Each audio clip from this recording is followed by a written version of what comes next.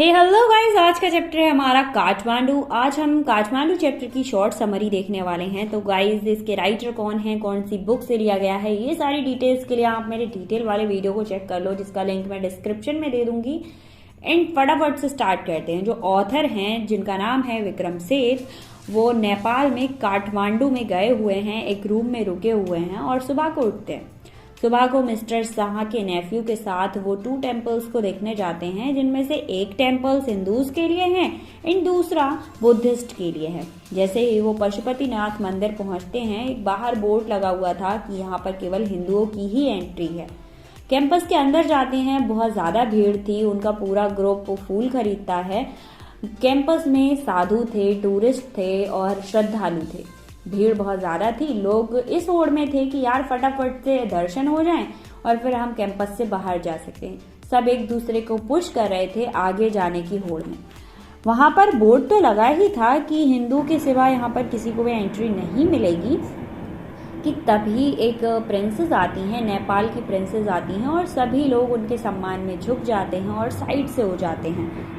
Princess के लिए मंदिर तक का रास्ता साफ कर दिया गया था कि तभी ऑथर देखते हैं कि गेट पर कुछ फॉरेनर थे जो खड़े हुए थे, अंदर आने के लिए रिक्वेस्ट कर रहे थे, बट वहां पर लगे हुए जितने गार्ड थे, मतलब वो उनको अंदर नहीं आने दे रहे थे क्योंकि वो लोग हिंदू नहीं थे। तभी ऑथर देखते हैं कि वहां पर बंदर थे। उस कैंपस में बंदर आपस में लड़ रहे थे और लड़ते लड़ते वो शिवलिंग के ऊपर चढ़ जाते हैं। उसके बाद वो मंदिर की बिल्डिंग पर जाते हैं और बिल्डिंग के बाद वो वहाँ की एक होली रिवर में चले जाते हैं। और ऑथर की नज़र भी उस रिवर के पास जाती है, जो कि वहाँ की फेमस रिवर थी, मतलब हमारी श्रद्धा के लिए वो रिवर जानी जाती है। गाइस, उस रिवर में कुछ लेडीज अपने क्लोथ्स को क्लीन कर रही थी। साथ ही साथ उस टेम्पल के जितने भी फ्लावर्स थे वो एक बड़ी सी विंडो के थ्रू उस रिवर में फेंक दिए जा रहे थे। उस रिवर में एक बड़ी सी मूर्ति थी। वहां के लोगों का ऐसा मानना था कि इस मूर्ति के डूबने पर कलयुग खत्म हो जाएगा, मतलब ये जो युग चल रहा है वो खत्म हो जाएगा। पशुपतिनाथ टेम्पल के बाद वो बौद्धनाथ सुपर जाते हैं और बताते हैं कि वहाँ का हालात पशुपतिनाथ से काफी अलग था। वहाँ काफी शांति थी। वहाँ पर एक वाइट कलर का डोम था जिसके चारों ओर सड़कें थीं और लोग वहाँ पर काफी शांत थे। गंदगी भी नहीं थी और लोग एक दूसरे को धक्का मुक्की नहीं कर रहे थे। अब चारों तरफ जो सड़कें थी उन पर कुछ शॉप थी जो तिब्बत इमिग्रेंट्स की थी। अब तिब्बत इमिग्रेंट्स क्या होते हैं, इसके लिए आप डिटेल वाले वीडियो में जाओ और देख लो यार भाई क्या होते हैं।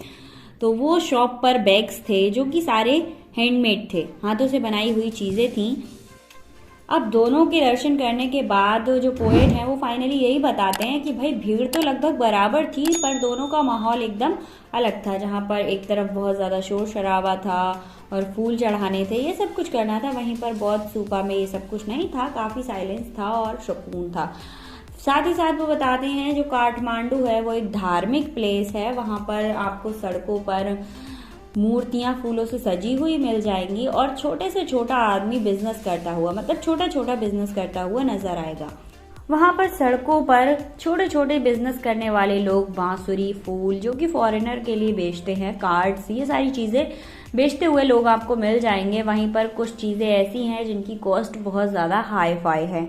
वहां पर आपको इम्पोर्टेड मेकअप किट, ये सारी चीजें भी प्रोवाइड हैं। वहीं पर कुछ दुकानों में पुराने कैमरा रोल भी प्रोवाइड हैं। चॉकलेट की दुकानें आपको आसानी से प्रोवाइड हो जाएंगी। साथ ही साथ नेपाल की कुछ पुरानी चीजें जो उन्होंने संभाल कर रखी हुई हैं, उनकी शॉप भी वहां पर आपको आसानी से मिल जाएगी। कहीं पर आपको साइकिल की घंटी, गाड़ियों के हॉर्न और कहीं कहीं आपको गाय के रम्हाने की या फिर बोलने की आवाज भी सुनाई दे जाएगी। अब गाइस, इसके बाद वो एक भुना हुआ भुंटा खरीदते हैं जिस पर नींबू वगैरह लगा के दिया गया था। किस किसने भुंटा खाया है या फिर कौन कौन शौकीन है, कमेंट करके जरूर बताना। फिर वो एक कोको कोला लेते हैं, उसको पीते हैं ताकि जितना भी उन्होंने खाया है वो अच्छे से डाइजेस्ट हो सके। अब वो प्लान कर रहे थे अपने वापस जाने की ट्रिप, कि भाई कैसे उसको एडवेंचरस बनाया जा सकता है, कैसे मैं एंजॉय करते हुए उसको जा सकता हूँ। सबसे पहले वो कहते हैं कि मैं पटना जाऊंगा। पटना तक वो बस से जाने वाले थे एंड उसके बाद वो गंगा जाएंगे और गंगा वो बोट से जाएंगे। बोट से पानी के नज़ारे देखते हुए, मजे लेते हुए आगे बढ़ना चाहते थे वो। वहां से वो बनारस पहुंचेंगे, उसके बाद वो यमुना नदी जाएंगे, यमुना नदी से वो आगरा पहुंचेंगे। अब आगरा क्रॉस करते हुए वे दिल्ली पहुंच जाएंगे। ये उन्होंने ट्रिप की प्लानिंग की थी, भाई मैं ऐसे ऐसे करूंगा और सारा एंजॉय करते हुए वापस जाऊंगा। बट हुआ क्या यहाँ पर जो हमारे नरेटर हैं, मतलब ऑथर हैं, वो एकदम एग्जॉस्ट हो चुके थे, एकदम थक चुके थे। ज्यादा थके होने के कारण वो सोच रहे थे यार फटाफट से घर पहुंच जाऊं, इसलिए वो नेपाल एयरलाइंस जाते हैं और अपने लिए एक टिकट बुक कराते हैं कि तभी नरेटर को एक फ्लूट सेलर दिखा, मतलब बांसुरी बेचने वाला, जिसके हाथ में एक स्टिक थी जिस पर बहुत सारी बांसुरियां लगी हुई थी। वो एक डिफरेंट सी वॉल्यूम निकाल रहा था। सबसे बड़ी बात ये थी कि जहां पर नरेटर ने रूम ले रखा था उसके बिल्कुल पास ही था वो, और उनको बिल्कुल क्लियर वॉल्यूम सुनाई दे रही थी, मतलब साफ साफ बांसुरी की आवाज सुनाई दे रही थी। अब वो बांसुरी बेचने वाला कर क्या रहा था, अपनी स्टिक को एक जगह रखता और बार बार उसमें से कोई बांसुरी निकालता, उसको बजाना स्टार्ट कर देता। एंड वो इतना ज़्यादा काम था, इतनी भीड़ में बहुत अच्छी आवाज़ निकाल रहा था। सबसे बड़ी बात ये थी कि इतनी भीड़ में उसकी वॉल्यूम एकदम क्लियर पोएट को सुना, मतलब ऑथर को सुनाई दे रही थी। और उस बांसुरी बेचने वाले को ज़्यादा अफेक्ट नहीं, मतलब ज़्यादा मुश्किलें नहीं हो रही थी अपने सामान को बेचने के लिए, क्योंकि उसकी आवाज़ से लोग आकर्षित हो रहे थे और फटाफट से उसका सामान बिक रहा था। वहां पर जितने और सेलर थे वो बहुत ज़्यादा चीख रहे थे, चिल्ला रहे थे कि हमारा सामान ले लो, बट वो बांसुरी वाला ऐसा कुछ भी नहीं कर रहा था।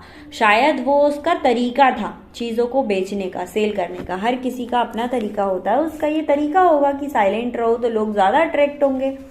गाइस, ऑथर को बांसुरी की आवाज़ बहुत ज़्यादा अट्रैक्ट कर रही है एंड वो बहुत ज़्यादा पसंद करते हैं इस आवाज़ को। वो कहते हैं कि जो बांसुरी बेचने वाला है, ऐसा लगता है इसे कई सालों का एक्सपीरियंस है और ये इसका तरीका है बेचने का, बट वो दिखाना ऐसा चाहता था कि उसका कोई भी इंटरेस्ट नहीं है बांसुरी बेचने में। साथ ही साथ ऑथर ये बताते हैं कि भाई जो बांसुरी की वॉल्यूम होती है उसको सुनकर अगर आप उसमें लीन हो जाते हैं, मतलब उसने आपको अपनी तरफ अट्रैक्ट कर लिया है। बांसुरी कई तरीके की होती हैं, हर देश में अलग तरीके की फ्लूट होती है एंड उसका वॉल्यूम भी डिफरेंट रहता है। ऑथर कहते हैं कि जब भी कोई बांसुरी बजाता है तो उसमें फूंकता है और फूंकने से एक साउंड निकलता है। जब वो फूंकना बंद कर देता है तो साउंड निकलना भी बंद हो जाता है। गाइस, ऑथर कहते हैं कि जब वो फॉरेन में थे तो ये सारी चीज़ें उन्हें नहीं मिलती थी और ना ही उनका कोई अट्रैक्शन था इनके प्रति, बट जब वो यहाँ पर आए हैं तो अब उन्हें ऐसा लगता है कि उन्होंने ये चीज़ें मिस कर दी और अब उनका एक अलग सा अट्रैक्शन बन चुका था। गाइज, यहीं पर हमारा चैप्टर फिनिश हो जाता है। आई होप आपको समझ आया होगा। चैप्टर काफ़ी लंबा था, मैंने शॉर्ट में निपटाने की कोशिश ज़रूर की है।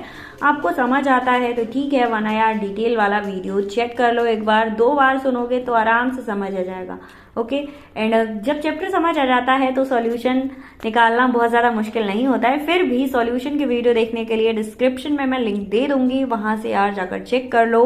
मिलते हैं नेक्स्ट वीडियो में। अगर कोई भी प्रॉब्लम होती है तो आप मुझे मेरी इंस्टा ID rstudyada10 पर जाकर मैसेज कर सकते हैं, मैं आपका रिप्लाई ज़रूर करूंगी। ओके, टेक केयर, मिलते हैं नेक्स्ट वीडियो में।